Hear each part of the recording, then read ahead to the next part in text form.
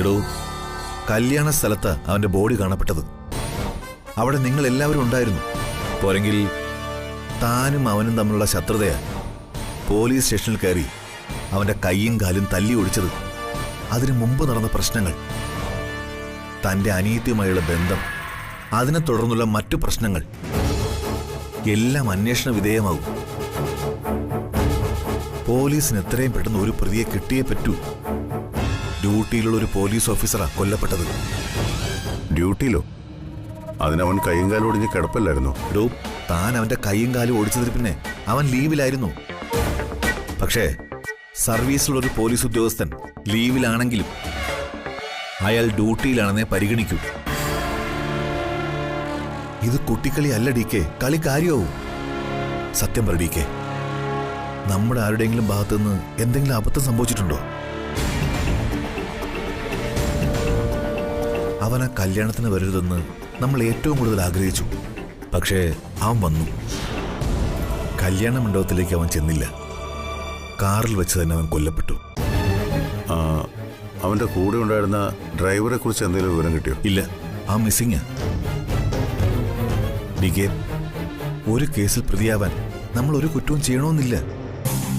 ഈ കേസിൽ ACP Anna Mary John തന്നെ ഫ്രെയിം ചെയ്യും, അതുറപ്പാ. ഇപ്പൊ തന്നെ ആ വഴിക്കാ കാര്യങ്ങൾ നീങ്ങുന്നത്. നമ്മൾ തമ്മിലുള്ള ബന്ധം പോലും ഈ അന്വേഷണത്തിന്റെ പരിധിയിൽ വരും. താൻ പേടിക്കണ്ട. അന്ന മേരി ജോൺ IPS എങ്ങനെ വേണമെങ്കിലും അന്വേഷിക്കട്ടെ. ആരെങ്ങനെ അന്വേഷിച്ചാലും സത്യം മാത്രമേ ജയിക്കൂ.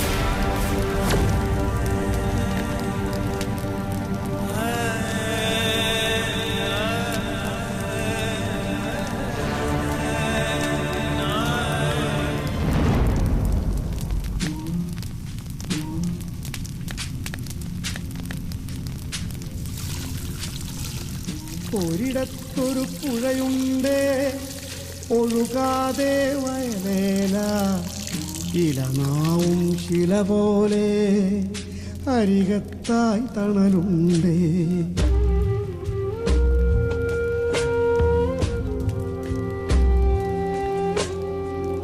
ഒരിടത്തൊരു പുഴയുണ്ടേ, ഒഴുകാതെ വയലേല, ഇലനാവും ശില പോലെ അരികത്തായി തണലുണ്ടേ.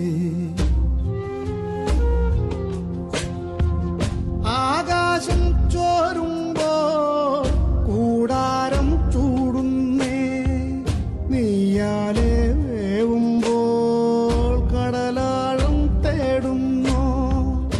ആകാശം ചോരുമ്പോൾ കൂടാരം ചൂടുന്നേ, നീയാലെ വേവുമ്പോൾ കടലാഴം തേടുന്നു. ദൂരെ ചാരേ ആരോ പിടയും. ഒരിടത്തൊരു പുഴയുണ്ടേ, ഒഴുകാതെ വയലേല, ഇലനാവും ശില പോലെ അരികത്തായി തണലുണ്ട്.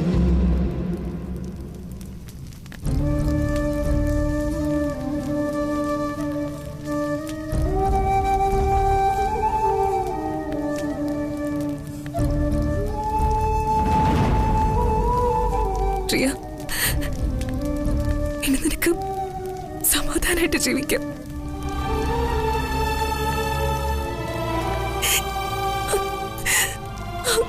കത്തിയാമരുന്നത് നിന്റെ ദുർവിധിയ.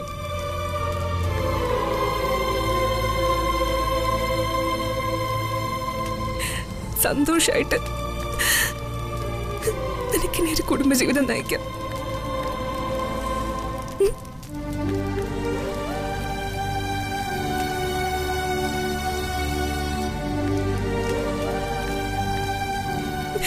ഇനി നീ ആരെയും പേടിക്കണ്ട.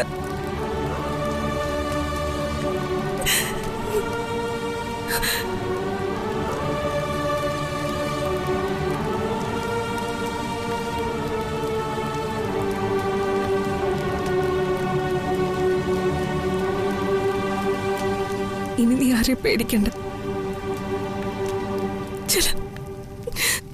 ചില ജന്മങ്ങള് ഇങ്ങനെ തീരം വിധിക്കപ്പെട്ടതാ.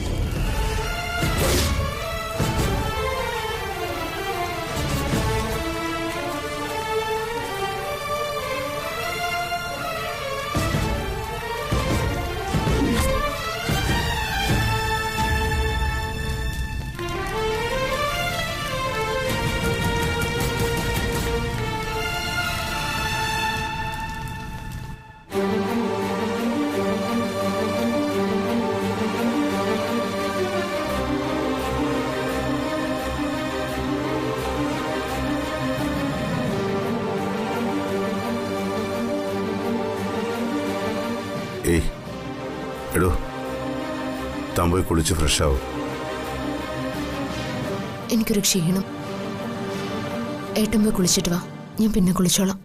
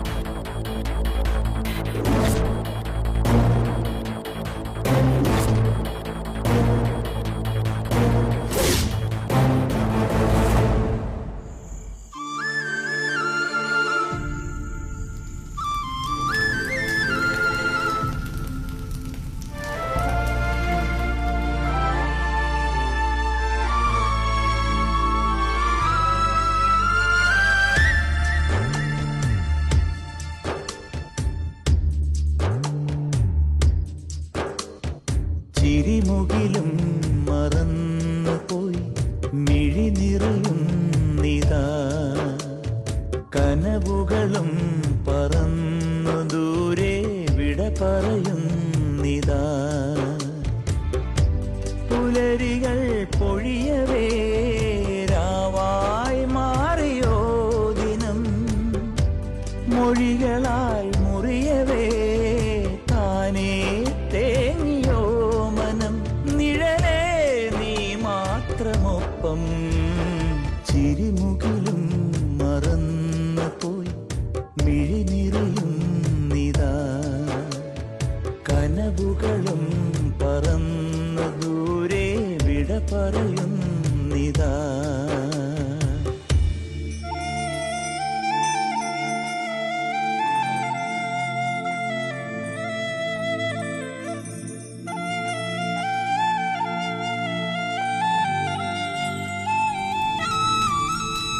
ചിരിമുകിലും മറന്നു പോയി മിഴി നിറയുന്നിതാ, കനവുകളും പറന്നു ദൂരെ വിട പറയുന്നിതാ.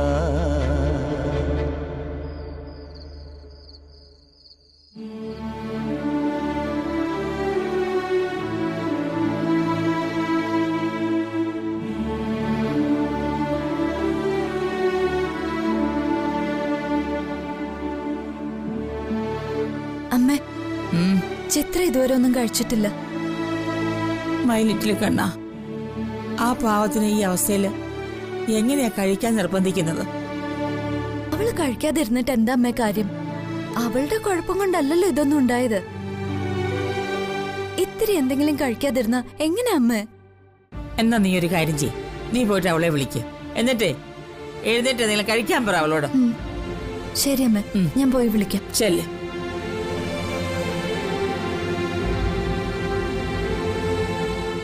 മൈലിറ്റിൽ കണ്ണ, ഇതെല്ലാം നിന്റെ പ്ലേയാ. അവിനാശ് ഇങ്ങനൊരു ഗതി അനുഭവിക്കുമെന്നോ, ഇതൊക്കെ ഇങ്ങനെ ആയി തീരുമെന്നോ ആരും വിചാരിച്ചില്ലല്ലോ. ആ ഇനിയിപ്പോ എന്ത് ചെയ്യാം? വരുന്നവരെ വരട്ടെ.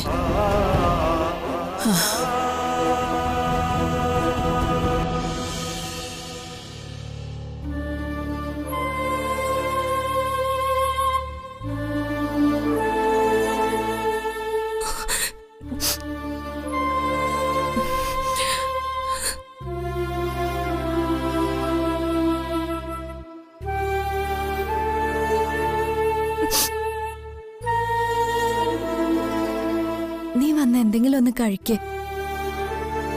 ഇതുവരെ ഒന്നും കഴിച്ചില്ലല്ലോ. എനിക്ക് വിശക്കുന്നില്ല താരേച്ചി. അങ്ങനെ പറഞ്ഞാൽ എങ്ങനെയാ? നിന്റെ മനസ്സിലെ വിഷമൊക്കെ ഞങ്ങൾക്കറിയാം. അതിനൊന്നും നീ ഉത്തരവാദിയോ അല്ല. അതിനിങ്ങനെ പട്ടിണി ഇരുന്നിട്ട് എന്താ കാര്യം? നീ വാ, വന്ന് കഴിക്ക്. താരേച്ചി, ഞാൻ പറഞ്ഞ സത്യം. എനിക്ക് വിശക്കുന്നില്ല. കുറച്ചു നേരം ഞാനൊന്ന് ഒറ്റയ്ക്കിരുന്നോട്ടെ. പ്ലീസ് താരേച്ചി, താരേച്ചി പോയിക്കോ. വിശക്കുമ്പോ ഞാൻ വന്ന് കഴിച്ചോളാം.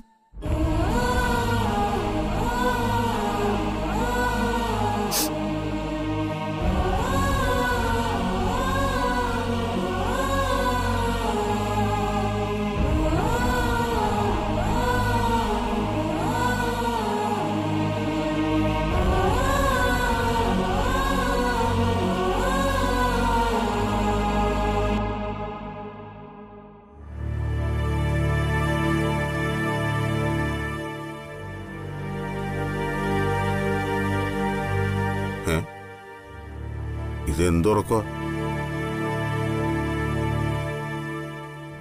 ആഹാ.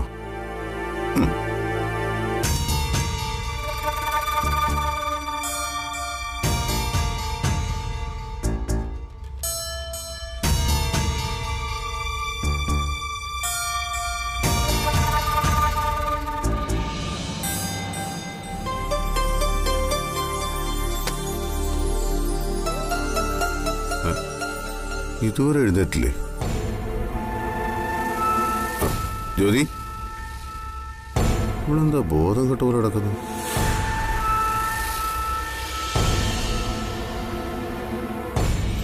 ജ്യോതി, ജ്യോതി, ജ്യോതി എഴുന്നേക്ക്, പോയി കുളിച്ചിട്ട് വാ.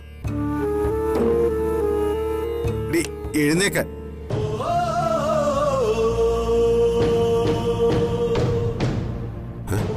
ജ്യോതി, ജ്യോതി, ജ്യോതി, ജ്യോതി, ജ്യോതി, ജ്യോതി, ജ്യോതി, ജ്യോതി, കണ്ണുറക്ക്. ജ്യോതി, അമ്മേ, മായേ, ജ്യോതി എഴുന്നേക്ക്. ജ്യോതി, ജ്യോതി, കണ്ണുറക്ക്. ജ്യോതി, ജ്യോതി എഴുന്നേക്ക്. ജ്യോതി, ജ്യോതി,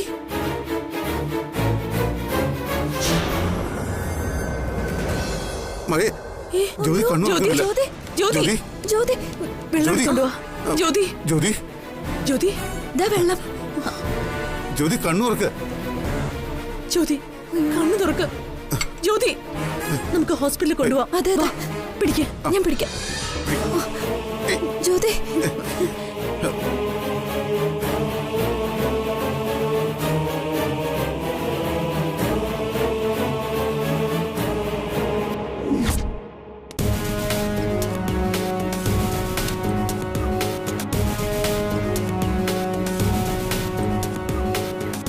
എന്തായാലും സംശയിക്കപ്പെടാവുന്ന മുഴുവൻ പേരുടെ ലിസ്റ്റും മാഡം ചോദിച്ചിട്ടുണ്ട്.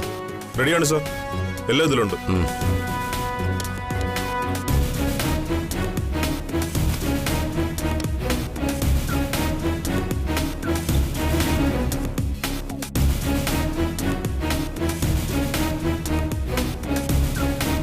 ഈ അവിനാഷിന്റെ ലൈഫ് മൊത്തത്തിലൊരു മിസ്റ്ററി ആണല്ലോടോ.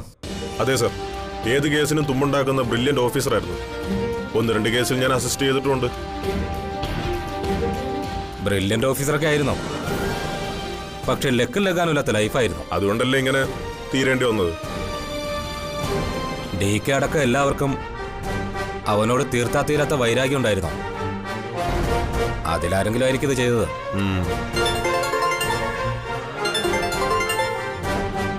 ഹലോ, എത്തിയോ?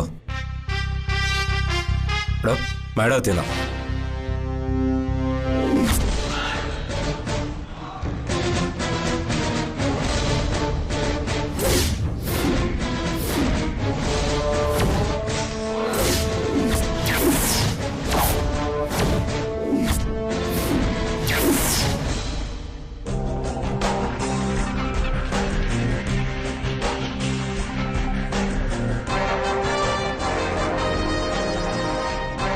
എല്ലാം ഓക്കെ അല്ലേ? മാഡം, കിട്ടാവുന്നിടത്തോളം ഡീറ്റെയിൽസ് കളക്ട് ചെയ്തിട്ടുണ്ട്.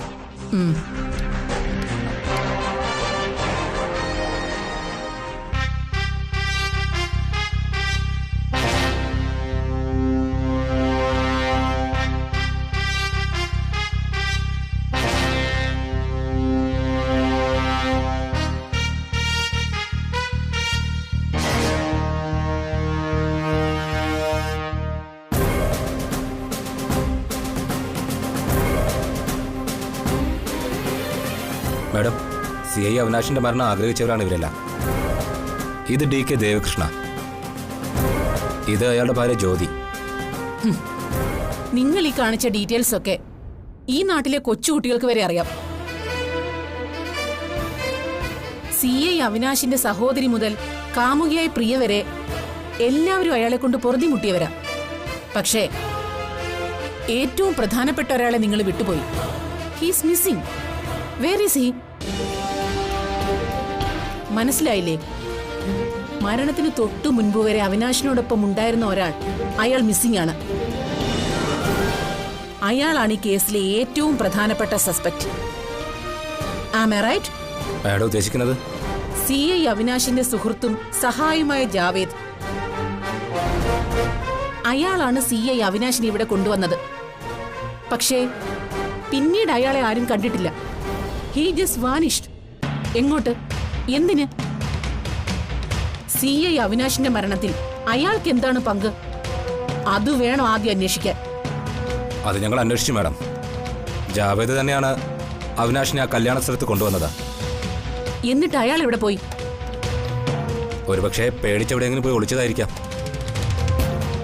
മാഡം, ഈ ജാവേദ് എന്ന് പറയുന്നവൻ നിരവധി കേസുകളിൽ പ്രതിയാണ്. ഒരു കഞ്ചാവ് കേസിൽ നിന്ന് ഊരിക്കൊടുത്തത് ഈ അവിനാശ. അന്ന് മുതലാണ് സർ അവൻ അവിനാശിനൊപ്പം കൂടിയത്. മാഡം, അവിനാശിനെ ക്ഷേത്രത്തിൽ കൊണ്ടുവന്നതിന് ശേഷം പരിസരം നിരീക്ഷിക്കാൻ വേണ്ടി കാറിൽ നിന്ന് ഇറങ്ങിപ്പോയതായിരിക്കാം. എന്നിട്ട് അയാൾ എന്തുകൊണ്ട് തിരിച്ചു വന്നില്ല? തിരിച്ചു വന്നു കാണും മാഡം. ആ സമയത്ത് ആളുകൾ കൂടിയിരിക്കുന്നത് കണ്ട് ഭയന്ന് പോയ അയാൾ അവിടെ നിന്ന് രക്ഷപ്പെട്ട് ഓടിപ്പോയതാകാം. ഇനി ഇവിടെ നിന്നാൽ താൻ കേസിൽ പ്രതിയാകുമെന്ന് അയാൾക്കറിയാം. അല്ലെങ്കിൽ തന്നെ അയാൾക്ക് CI അവിനാശിനെ കൊന്നിട്ട് എന്താ കാര്യം? സ്റ്റേഷനിൽ കയറി DKയും അനന്തരവന്മാരും കൂടി CI അവിനാശിനെ കൊല്ലാൻ ശ്രമിച്ചത് മുതൽ ആദ്യ ഹോസ്പിറ്റലിലും പിന്നെ വൈദ്യനെ കൊണ്ടുവന്ന് അവിനാശിനെ പഴയ നിലയിലാക്കാൻ മുൻകൈയെടുത്തതുമെല്ലാം ഈ ജാവേദ് ഷാജിയായിരുന്നു. ആ നിലയ്ക്ക് അയാളെ സംശയിക്കണം മാഡം. ആ DK തന്നെ ആയിരിക്കും മാഡം ഇതിന് പിന്നിൽ. ഇറ്റ്സ് ചാൻസ് ആവാം. DKക്ക് CI അവിനാശിനോട് ശത്രുതയുണ്ടായിരുന്നു. പക്ഷേ അവിനാശിനെ കൊല്ലാൻ തക്ക എല്ലാ കാരണവും ഉണ്ടായിരുന്നിട്ടും ഓരോ തവണയും DK അയാളുടെ ജീവൻ ബാക്കി വെച്ചിരുന്നു. എന്തുകൊണ്ട്? 2 കാരണങ്ങളാണുള്ളത്. ഒന്ന്, എത്ര കുറ്റവാളിയാണെങ്കിലും അവിനാശ് തന്റെ മരുമകളുടെ സഹോദരനാണെന്നുള്ള പരിഗണന. 2, അവിനാശിനെ കൊന്നാൽ താൻ ജയിലിൽ പോകേണ്ടി വരുമെന്ന് DKക്ക് നല്ലപോലെ അറിയാം. പിന്നെയുള്ളത് അയാളുടെ ഭാര്യ അടക്കമുള്ള സ്ത്രീകളാണ്. ജ്യോതി, സൂര്യ, പ്രിയ, ആശ. പക്ഷേ ഇവർക്കൊന്നും ഒരു മർഡർ പ്ലാൻ ചെയ്യാനുള്ള ധൈര്യം ഉണ്ടായിരുന്നില്ല. പിന്നെയുള്ളത് സുധാകരൻ നായരാണ്. ഇയാൾക്ക് എന്തായിരുന്നു ജോലി? ഇയാളൊരു പത്രത്തിന്റെ പ്രൂഫ് റീഡർ ആയിരുന്നു മാഡം. Proof reader. ഏതു വാർത്തയും ആദ്യം വായിക്കുന്ന ആൾ. സംശയിക്കാം, ഉറപ്പായും സംശയിക്കാം. പക്ഷേ അതിനു മുമ്പ് ആദ്യം നമുക്ക് കിട്ടേണ്ടത് അവനെയാണ്. അവിനാശിനെ സഹായിച്ച ആ വ്യക്തി, ആ മരണത്തിന് തൊട്ടു മുൻപ് വരെ കൂടെ ഉണ്ടായിരുന്നയാൾ. അവൻ ഇവിടെ പോയി? ആരാണ് അവനെ പർച്ചേസ് ചെയ്തത്? ആ ചോദ്യത്തിന് ഉത്തരം കിട്ടിയാൽ പിന്നെ നമുക്ക് DKയിലേക്കും ജ്യോതിയിലേക്കും നടന്നു കയറാം. DKയും ജ്യോതിയും എല്ലാത്തിന്റെ സംരക്ഷകരവരാ. ജാവേദിനെ പർച്ചേസ് ചെയ്തത് അവരായിരിക്കും.